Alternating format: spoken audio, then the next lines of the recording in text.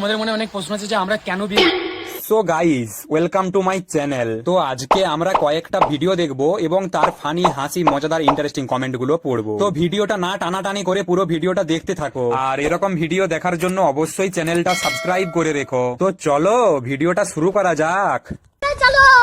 হচ্ছে আর একে কেন বিয়ে করেছে, আর কি কারণে বিয়ে করেছে, তাই না? কিছু কিছু জন কমেন্ট করছে আমার নাকি দুটো বিয়ে, তিনটে বিয়ে। হ্যাঁ, আগের একটা বউ আছে এবং একেও বিয়ে করেছে। তোমরা ইউটিউব চ্যানেলটা চোখ রাখো, আমরা একটু খুব পরিমাণে প্রবলেমের মধ্যে আছি, একটুখানি উদ্ধার হলে পরে কাল পরশুর মধ্যে ভিডিও দিচ্ছি, ওখানে পুরো ডিটেইলসে বলে দেওয়া হবে। এর উপরে সময় কম, শুরু করো।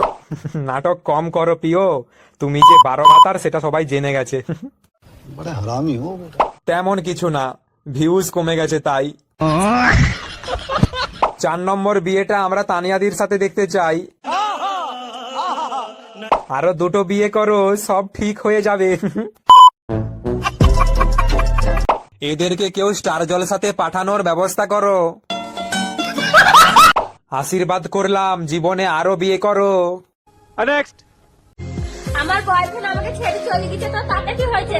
সে একদিন ঠিকই আমাকে চাইবে, তখন সে অন্য কারো, আর আমি আকাশে তারা হয়ে জ্বলবো।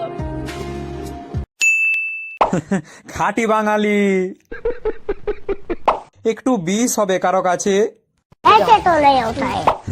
খাঁটি বাঙালি ভাষা, কোনো ভেজাল নাই।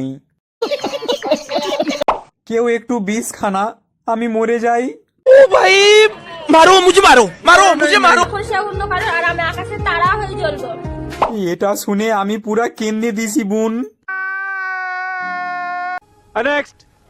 তোকে নিয়ে বাঁচবো আমি সোনারে সারা জীবন, কত আশা তোকে ঘিরে করে যায় আমার মন। এইবার আমরা কাকু ডাক শুনতে পাবো। ঠাকুর আছে বলে বেঁচে গেলি। বলছি বাচ্চাটা কার হবে? আমি ভাবছি এদের বাড়ি কার্তিক কে ফেলেছে। শেষে এই দিনটা দেখতে হলো।